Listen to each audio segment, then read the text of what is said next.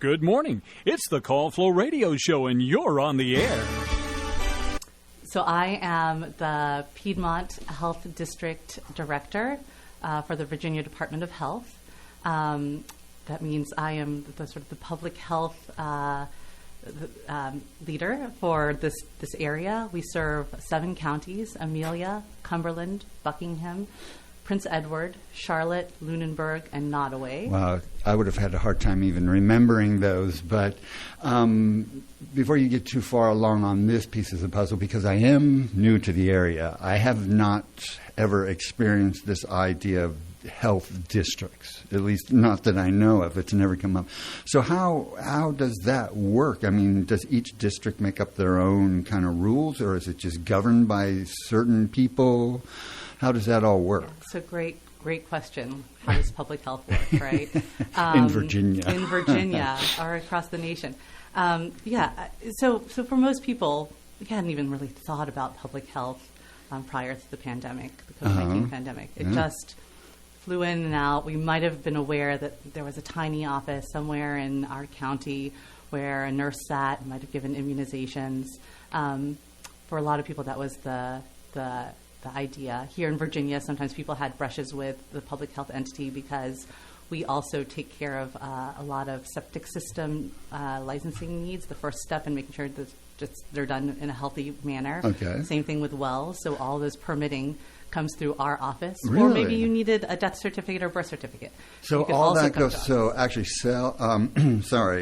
septic and well water all goes through the health department. It has nothing to do with any of these separate county things. It goes through, that's where you would take your first step if you lived in any of those counties. You'd walk down to your public health office and talk to people. So in each of our 7 counties, we have usually a nurse who leads our clinical practice.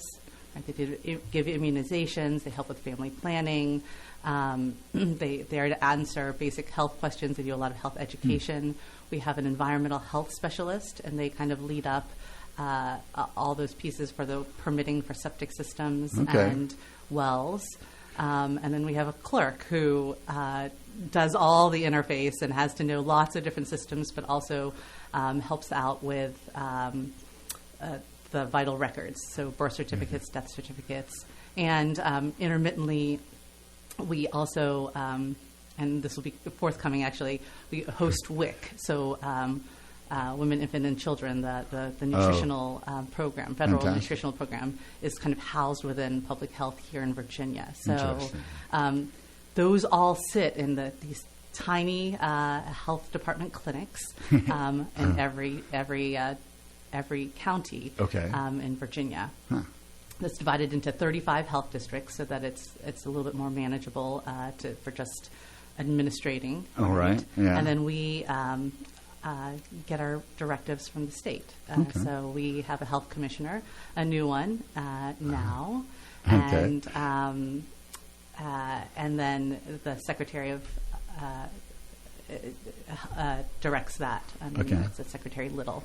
So I have a whole bunch of more questions, but I'm going to let you tell me and us what you have, and you'll probably answer a lot of those. And I just want to remind the people out there listening that you can call at 434-394-0924 to talk to Dr. Oman. So please let me get out of the way, and I'll let you give us your message. Sure. So let me back up a little bit. For those who may not know my own story, I came to this community in 2014. I was born and raised in West Virginia, so a neighbor to Virginia. Family of doctors, have always been interested in serving under-resourced areas or rural areas, thinking about how we work in areas where we don't have enough, right? Or distance gets in the way, or there's just a particular fun, different kind of community that exists. I did all of my training and was heading down a path of academic medicine. I was with the University of Michigan, working in psych-oncology, so embedded in a cancer center and doing work there. and an opportunity came up for my family to come here to Farmville. And it was really my husband's opportunity. And he looked at me, and I said, "Where's Farmville?" Looked on the map, we visited, we actually fell in love. And it's always been my mission to really come to a small community and do this work and figure out how to be a psychiatrist in a small town. And so I did that. The Centra was gracious enough to invite me in. They didn't have a psychiatrist at the time, and I asked to be really embedded with the primary care doctor. So I was there at the clinic in town, at the Southside Medical Center, working outpatient alongside our primary care doctors who do an incredible amount of mental health work themselves. I was really just a consultant to them is how I thought about it. I obviously saw a lot of patients myself. And then the pandemic hit. And in October of 2021, I had the opportunity to there was an opening here in the health district, and I to step into the health directorship, and I jumped at it. We don't have another psychiatrist practicing in public health with the Virginia Department of Health in the state, but I knew that I knew this community in a different way, and that really behavioral health is something that we need to think about at a public health level, at a population health level. We need to do preventative work. We need to come back into community. And I took that unique perspective and really applied it to where we needed to go with the pandemic. And there's a lot of questions in there. It is, well, the small town, do you find that a small town, it makes it more difficult to kind of accomplish your goals? Or because of a small town, are you seeing people kind of fighting against the idea of using a therapist or a psychologist or any of that? Is that... No, great questions, right? There are issues of sometimes with our own, particularly with our mental health challenges, our own thought processes, our own psychology. We want privacy, right, around that. A little anonymity goes a long way. Sure. I would say in my practice, when I was new, people didn't know me. We were there. People came in and they learned to trust me and trust our work that we do. I saw everyone in this community. I saw leaders of this community, our teachers, our first responders, those who work in the correctional facilities. I saw those who were impoverished.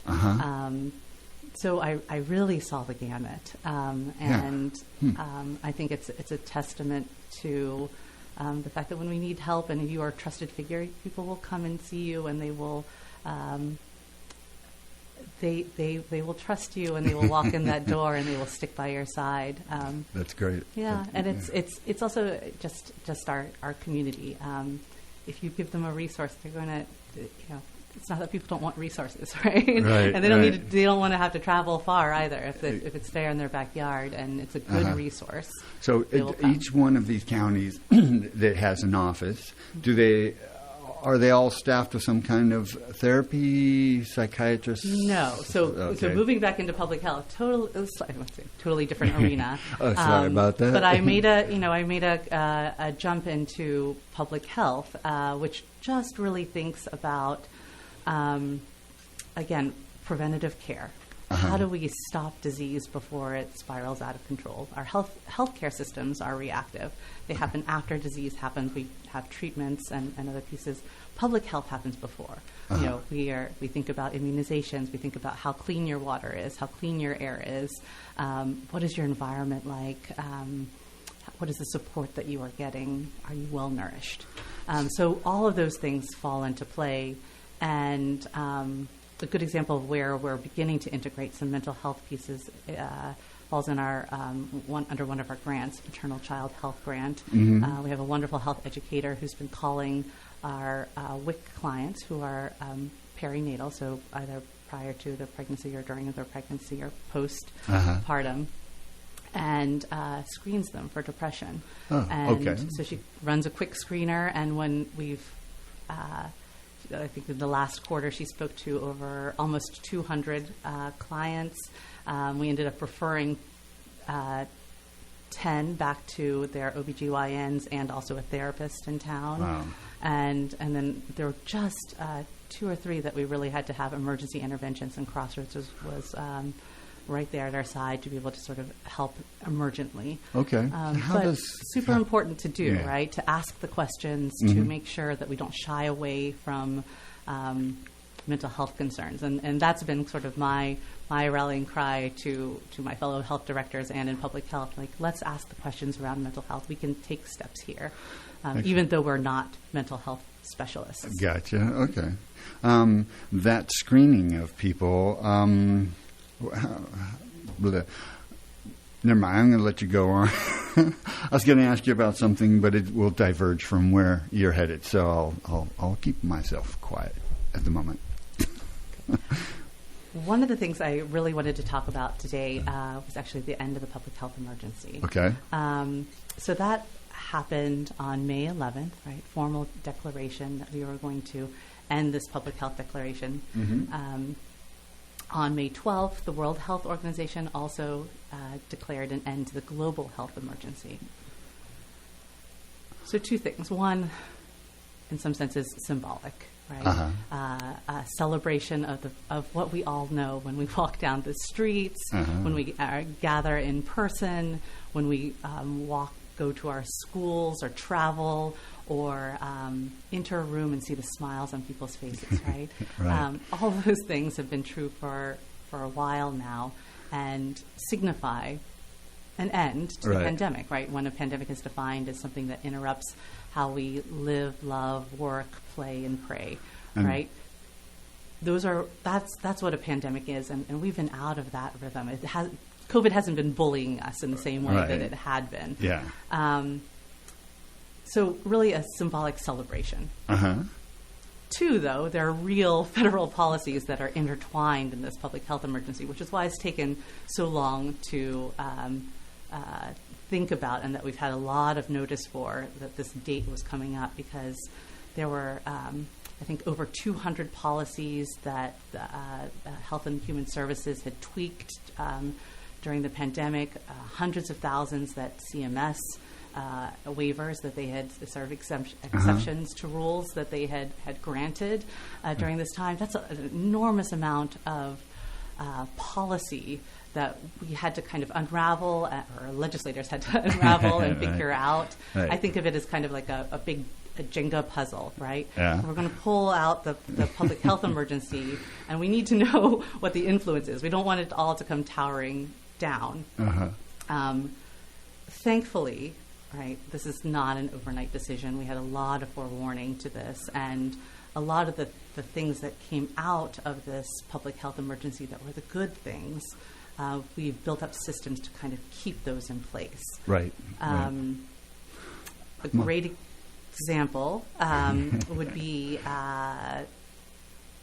vaccinations generally. So in the fall, there was another act that was passed by Congress called the Inflation Reduction Act. Seems to have nothing to do with public health, right? Right. But embedded in there is a really important piece which says that there's not going to be any cost sharing for those with Medicaid or Medicare Part D for recommended vaccines, CDC recommended vaccines. Really? That's new. So before this, you might have had to pay a little bit right, for certain vaccines. Gotcha. There are exceptions in there, but you might have had to do that. Now, as an adult, if you're on Medicaid or Medicare, there's not any cost sharing. So that we've kept that piece. Excellent. Another really important piece, and healthcare systems have really been drilling down to look at this because it's shifting the landscape a little bit. Telehealth visits. The introduction of telehealth, the leap really into telehealth with the onset of the pandemic, is so important for access and our ability to do things. Mental health more than anything. Right, so from March to August of 2020, 40% of mental health visits were via telehealth. Wow. I know that because I was there making a lot of calls day in and day out. I had about a 2-week reprieve while our systems sort of ground into place in March of 2020. And then my clinic was full steam ahead, mostly almost all by telehealth until the summer. And then we gradually reintroduced people. But, just being able to access my patients who sometimes couldn't make appointments because they didn't have enough gas in the car, or they had a sick child, or childcare fell through, and I could still make their visit. I could still talk to them. I could still check in. So important. And how much is that still available to people? Yeah, so they have kept some of those pieces in place. That is one thing that has not been dismantled. Now there are certain rules and regulations around that are shifting slightly. So hospital systems are looking at those practices and trying to figure out, well, okay, let's make sure that we fall within those regulations now. So there are some things with licensure in states. So every state is different, and as a doctor, and who can you see in one state versus another, and so you have to really think about that with telehealth because you could be anywhere, right? Yeah, true. It's been very helpful. I think anybody who's had it, like you said, we've learned a lot of things through this epidemic. And one of the things that surprised me is how resilient people are and how easy it is for us to come up with a new normal. We just got to that new normal pandemic stuff when it started to turn around, as you were talking about. I thought, I find that amazing that today I don't even think about it, and that celebration of it's over has been profound, actually. No, and it's wonderful. And for anyone that's worried that the public health emergency may be taking away some of those really life-saving vaccines, testing, treatment, there's no need to worry.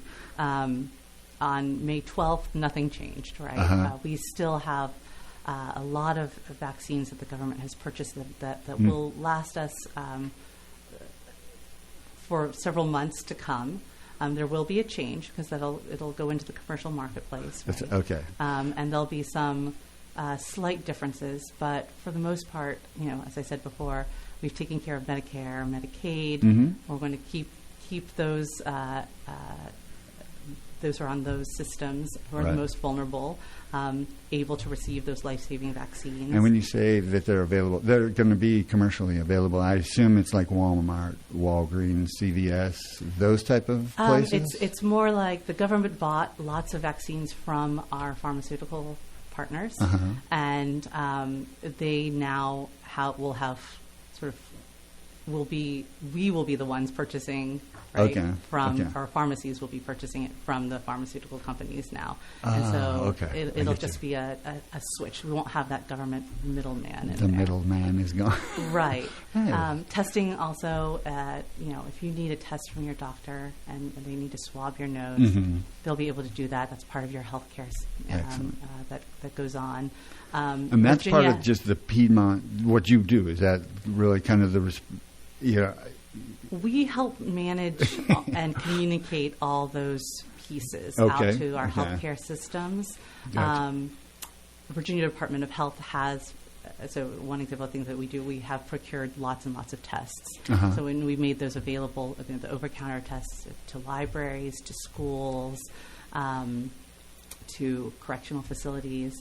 So there are still ways over the next year, we have enough tests to be able to continue to supply those to those vulnerable areas and make them really accessible. And as well, treatments. We have also very good treatments. I think people don't sometimes forget about them. They are an important part of our care plan, and they're why we can save lives. And even when you get infected, which we've all been there at this point in time. I think in the U.S., 99.9% of people have had some exposure to COVID, whether through vaccine or infection. When you get infected, if you are vulnerable, there are valuable treatments that you can use, and you shouldn't forget them because they're life-saving. Could they go to your site, to find these services? Is that the best place to probably start? So you can come to our site to get vaccinated, and we will help you find though where you need to go for any treatments or therapeutics or tests. So we do have tests that are available or point you in the right direction of where tests are available right now. And you mentioned things like water and septic and that stuff. So somebody's got a well, let's say, and they're getting ill. And they're trying to figure out if it's an environmental illness. And so they want their water tested. Is that something that would fall under your purview? Or? So we don't test the water ourselves. But we help people sort of figure that out. So there are a lot of people that have their hands in water. So like all government agencies. No. There's the Office of Drinking Water, right? Okay. That exists, and they do things. There's the Department of Environmental Justice. You did just say Office of Drinking Water, right? Yeah, I did. Somebody's got that on their door. Is Office has that on the door. All Office right. of Drinking Water. Where do I apply? And then in this area, actually, our extension office. So people might have known Cooperative, Virginia Tech, 4-H. That office that's also in every county. They do low cost testing of wells. Nice. So, okay. Is that a free service that you can? It's low cost. It's about, I think, $20 to get a full thing, and then they'll also explain what the print labs mean when you get that back. That'd be helpful. And next steps, and then there are a lot of programs to actually help you figure out if you need to fix something. There are funds out there that the Office of Drinking Water or VDH itself can sort of help point you in that direction of what you need to do. And still, the best place you would say is go online first before you show up at an office somewhere. Or? We're always available. Okay. So for some people, talking it out is the best thing. Yes. Our environmental health staff are often in the field. Looking at land, testing soil, doing other things, but they'll get back to you. And if they're there, they'll talk to you. But yeah, you can also look online, a lot of resources. So if you're that kind of person who loves to do your research ahead of time, it's all there and available. Well, it is the bottom of the hour, so I would like to quickly do some weather and a few birthdays, if that works for you. That's fine. Excellent. Thank you. Wait, let me just, if you are interested in checking our stuff, go to www.vdh.virginia.gov/Piedmont or call us at 434-392-8187, extension 137 for any questions. Excellent. Maybe I'll get that information and we can put it on with the Call Flo on the site. So that would be probably a good thing. Sounds good. I'm going to turn off your mic for a second so you can breathe. It is 61 degrees outside with humidity at 91% and wind speed at southwest at 5 miles an hour. There is a slight chance of showers and then a chance of thunderstorms today with a high of 80. And tonight, an 80% chance of thunderstorms and an 80% chance of showers. The low will be 60. On Wednesday, a chance of showers, then mostly sunny with a high of 77. Wednesday night and Thursday night, both partly cloudy with lows of 47 and 45 respectively. Thursday it's going to be sunny, and Friday is going to be sunny with temperatures of 72 and 74. Friday night, partly cloudy with a low of 52. And Saturday, mostly sunny, then a chance of showers at a high of 78. And it is now time for birthdays. Happy birthday. Let's see, what's today's date? The 16th. Who has a birthday on the 16th? Ron Markin. Happy birthday. We also have, let me see, Dawn Watson. Happy birthday. Doug Worsham. Happy birthday to you. Tabitha Noblin Crater. I'm sorry if I hacked that name. But happy birthday to you. Clyde and Mary Childress. It is their anniversary today. Happy anniversary. And Tom Paris, happy birthday to you. Sorry, that was a little weird. We're back. Where do you want to start? with the second half of the show. We were kind of on the track of the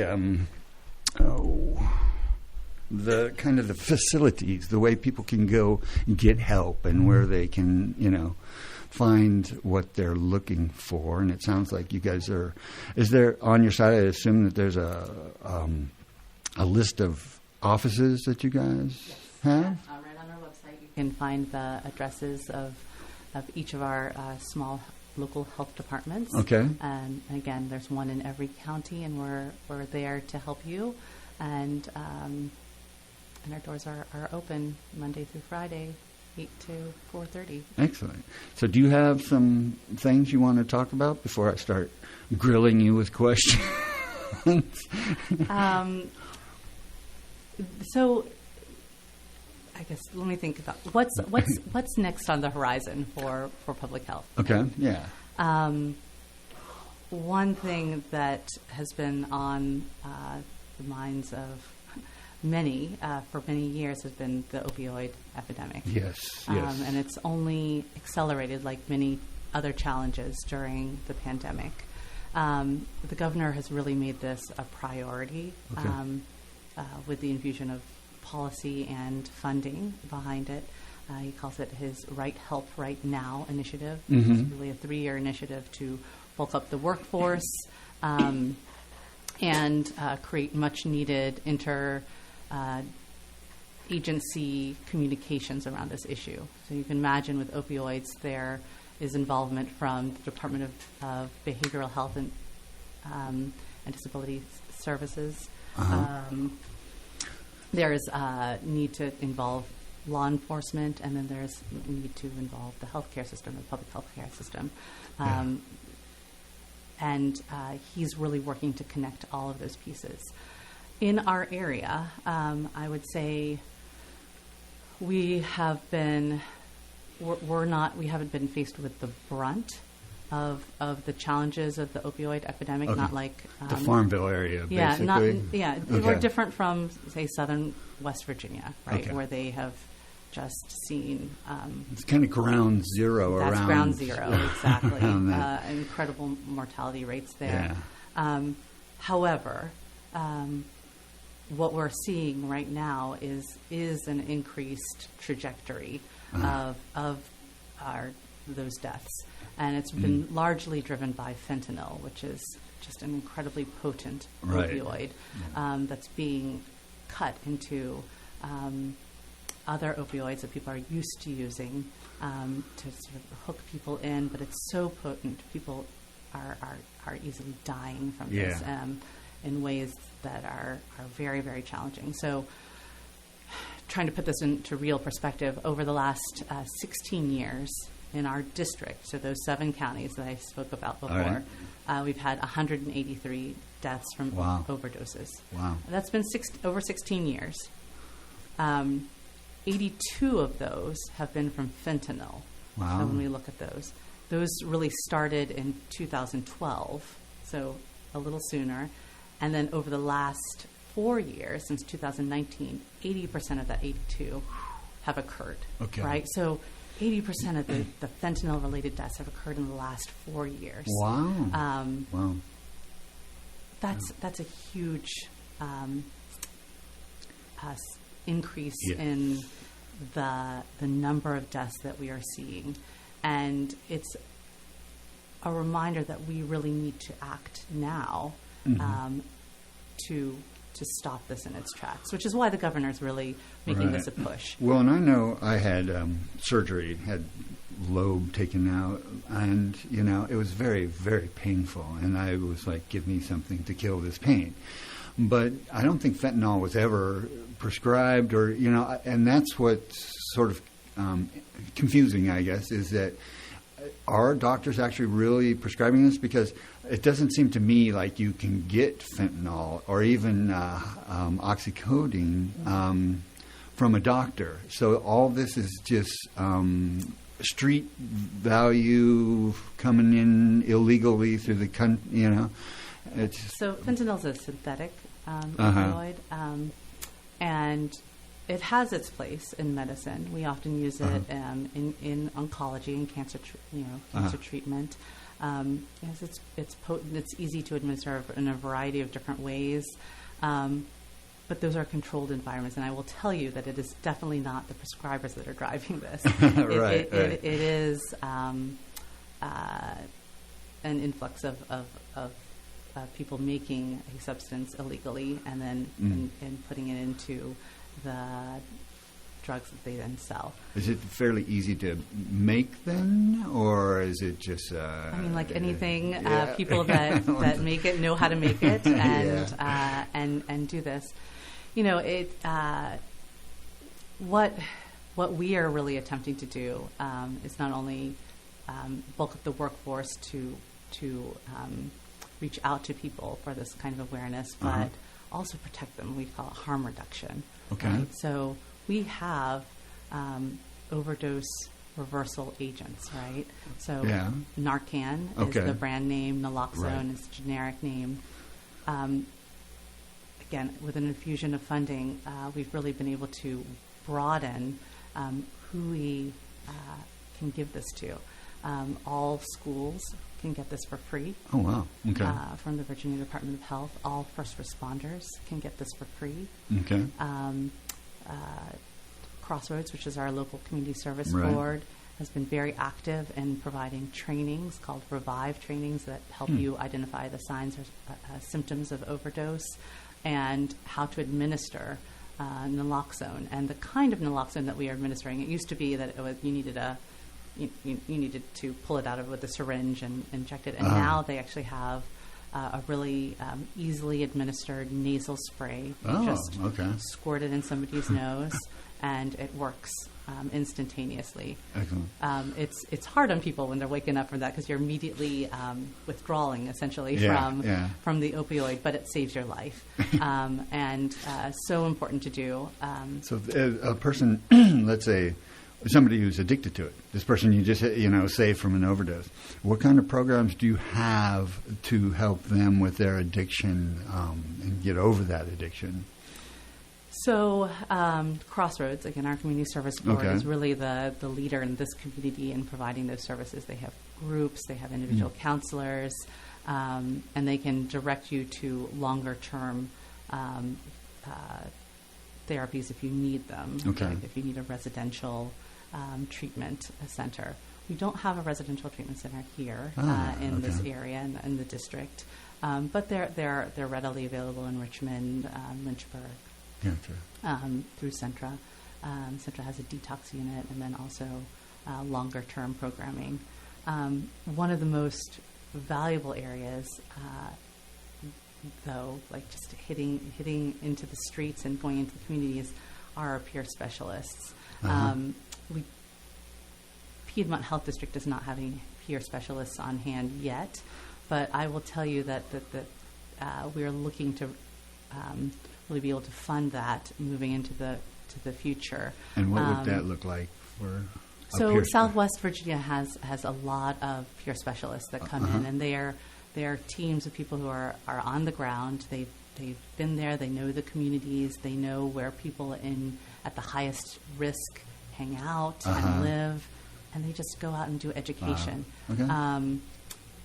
A lot of the places that have in-depth harm reduction coalitions also give fentanyl test strips.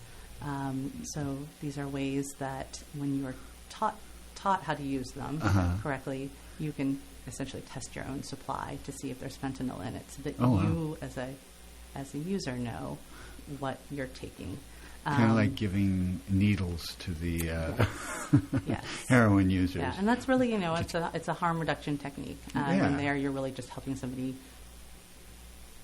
not die. And that's the first step to what we hope will be eventually recovery. Well, and you'd think at this point in time, there's enough people are dying on a regular basis that people should be getting the message, but then it seems like there's still more people obviously not getting the message. So that would be what you're talking about, is that peer. What other methodologies do you use to kind of educate the public, especially those at-risk schools or anything? Do you go into schools and do any? A lot of our education to schools was strongly limited during the pandemic, obviously. And we're really just getting back around to that. I would say in the last few months have the doors really been open. And schools want to get that message out. They want volunteers to come back into the schools. They want to have more programming from outside folks. And so we're in those conversations with the schools about what kind of health education do they need, what can we offer to their students when, what will work with their curriculum. There are just a lot of different things you have to think about. But, all of our superintendents have been engaged with the health department, and we meet we were meeting weekly during the pandemic, and then that subsided to monthly for a while, and now it's kind of been quarterly. So I had my last meeting with them in last month, and we'll meet with them right when school begins in August. So we're in close contact and doing that kind of outreach early on all sorts of health issues. Well, and I want to be a little specific about a health issue. I think a lot of people have heard about the effect, the toll it took on a lot of people's mental health.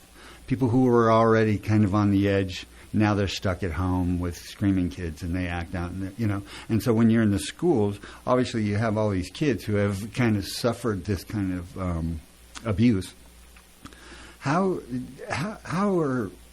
Has there been a focus on that, since it's a unique situation? It's and I know I was going to talk about the ACEs scores and stuff like that, because it's a great indication of where somebody's sort of headed.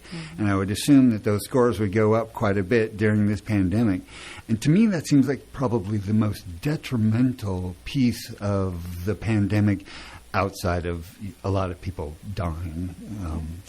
Absolutely. Our mental health absolutely suffered during this time. We are social creatures, right?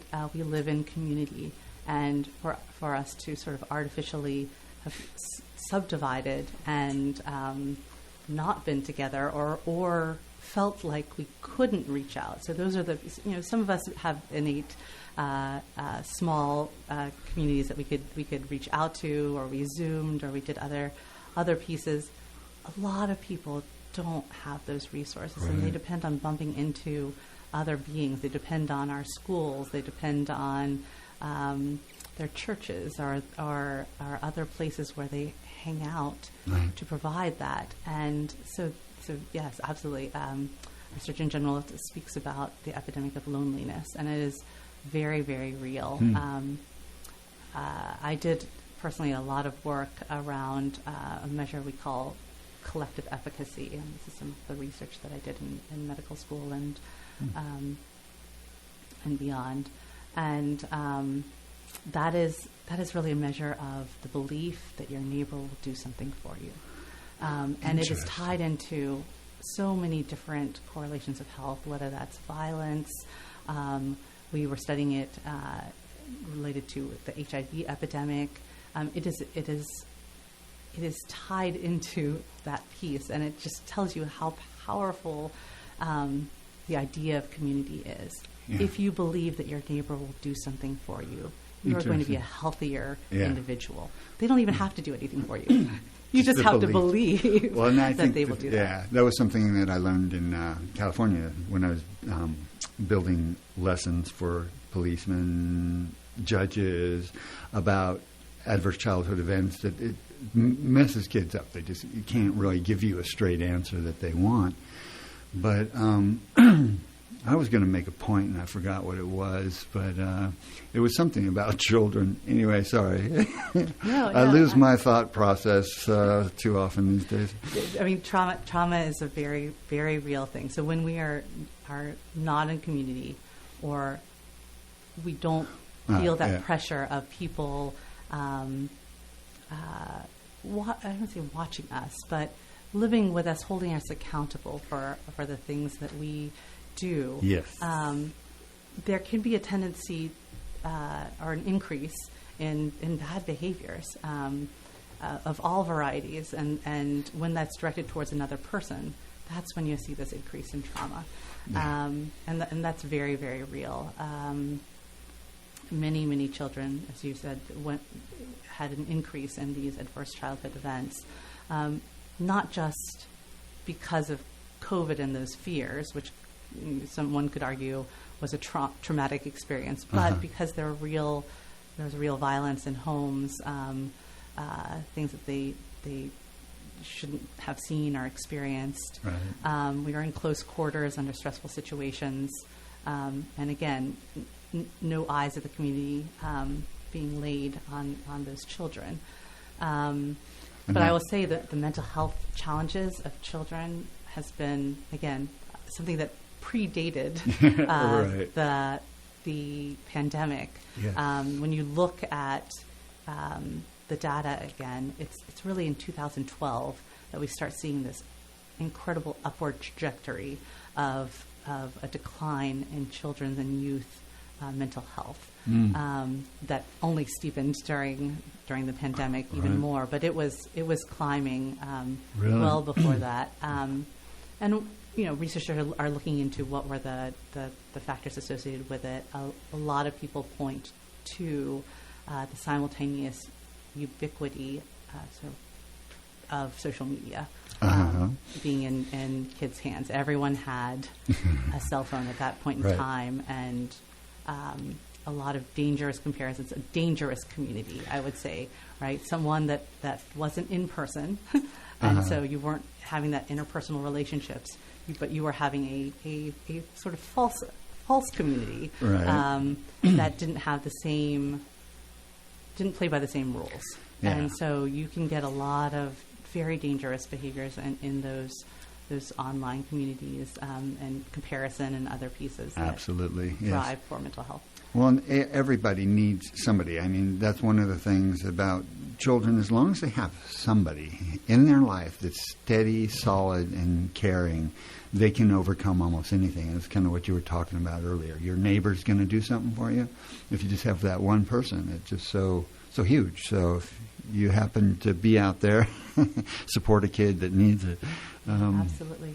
One of the big projects that we are launching now, and actually within the public health department, is that we hope to be able to, over the next 3 years, really go into our communities, work with groups that would naturally be in community but have lost that glue, and really focus with them on hearing what they perceive to be the challenges that they're experiencing. What is getting in the way of them getting into health? We make lots of assumptions about why people don't get in or can't get their health or are unhealthy or live a certain way. And what we hope to do, and we're getting, one of the great things again at the pandemic is that we've got an influx of some funding to do this, is really go in and understand from the community standpoint what's happening, and then the very important piece is, once they've identified their challenge, really helping them to overcome it, right? And getting them over that bridge. There are a lot of resources out here that continue to be left laying on the table, and we can help them, connect them to those resources in the way that will be most useful for them in that community. And that ability to know that you can solve your own challenges, right? That there is a resource, that people care about you, that they're listening to you, and that you come full circle is incredibly powerful. And I think one of the best things, antidotes to a lot of anxiety and depression in and of itself. My soapbox has always been connection. It's that we need to connect with people, and it's just the primary reason for us to kind of move on and keep on going. So if I've got an issue, let's say it is a mental health issue, what can I expect if I came to your office and said, I'm just not hanging on here very well. Can you help me? And by the way, I'm addicted to fentanyl. So, we don't turn anyone away if you walk into our office, even when it's a service we might not offer or there. We will listen to you. We will. We have some community health workers that now exist across the district. So another human being that's there that's really meant to be that connector that you talked about. And if we don't offer behavioral health or substance abuse counseling right in our offices, but we know where to find those resources. Right. Okay. And what we will do is, handhold you through that process to make sure that you get to the right place to get the right help, right? As the governor said, right help right now. So you're associated, obviously, with a lot of different groups, Crossroads, Centra. Are there, what other kind of community services do you kind of associate with? And do you, meet with these people and say, hey, we need something over here tomorrow? So speaking about connection, one of the great things that came out of the pandemic was really a coalition of our nonprofits. We started meeting almost right away. And as a psychiatrist, I was interested in this and joined the group as well. And it was all by Zoom in the initial days. But it's our nonprofits, from our food banks to our healthcare system. Crossroads is at the table, our community service board. Piedmont Senior Resources, who are really our area agency on aging. And are you related to them, Piedmont Health Services? We're related in that we are neighbors and community members, and we do this. So all these different nonprofit schools, we gather and we meet. We still meet, twice a month. And really? Initially, it was a report down around COVID, and that is obviously extended to say, here are the resources available. Spread the good word. We don't want to leave resources lying on the table for anyone. Exactly. And us meeting allows us to go to our constituents and make sure that they know where to find that help. So we're gradually improving on what is already a gift in rural areas, usually, which is that people know where to, they know who to find. Right. Right. When I first came here, I needed a birthday cake for my husband, and I looked around and there's no bakery. Right. There's grocery stores and other things, but I thought, somebody knows how to make a cake here, and I just started asking around, and eventually said, oh yeah, there's this woman who lives down the road. She'll have a little shingle out. She makes the best cakes. And driving down a little road, I found her and got one of the most delicious cakes. I know, but that's also how things work here, is that we have that. Yes. It's also good to formalize things, and I think that's what we're trying to do now in meeting together. Are you still meeting Zoom, or are you guys getting together for lunch or something? We have not yet started getting together for lunch, but that would be a great idea. I know my salesman's like, promote somebody or another. Yes. We there's one other piece that we do, and I think a lot of people aren't aware of this, which is that the Piedmont Health District, so Department of Virginia Department of Health, conducts community health assessments. We do it every 5 years. Our healthcare systems do it every 3 years to help them sort of say what are the drivers of poor health in our community. And so healthcare systems have to do it. We have to do it. So in this area, we really joined forces. And so we do it every 3 years with Centra and look at all the challenges that are here, and then we spend a couple of years trying to address them. So that health assessment will be coming up in the fall. There'll be surveys that are going around, and we'll be coming to the neighborhoods and where people hang out and asking those important questions so that we can take action. Right? It's not just for knowledge or data collection. Which is important too, but so it sounds like the governor is kind of putting some money on the table. Is he presenting it for specific programs, or is he kind of going, give us some ideas, let's do this differently maybe, or how can we I think both and. The governor's always looking for private-public partnerships, wants to know what creative ideas are out there and what works, but is also putting real funding into just getting healthcare workers into areas of great need, and that's a long-term dream, right? You have to start with education, right, and then moving forward. But that's where he's starting, knowing that it'll. We both need the immediate, and we need a constant stream of folks, and just investing in things that already existed but were strapped and needed to be expanded. Do you have any kind of screening in the school system to identify children who are at risk or have a need? I'm curious about that because I know they're. We don't. Our public health department does not do that, other than this community health assessment. So we do, obviously include that. There are sort of statewide programs that are focused surveys around youth health, from which we get a lot of our data. Again, not as specific as this school and this child.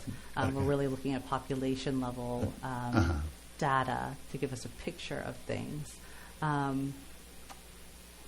But the schools are aware of these challenges, and one of the big things is really getting more counselors into the schools to be able to do exactly that kind of piece of work. That would be fantastic, actually.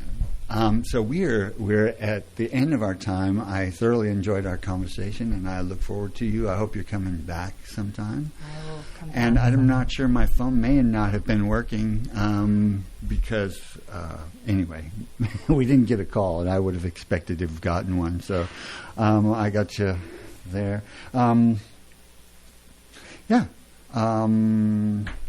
Good luck to you, and thank you. This is Dr. Maria Ullman. Thank you. Definitely look us up.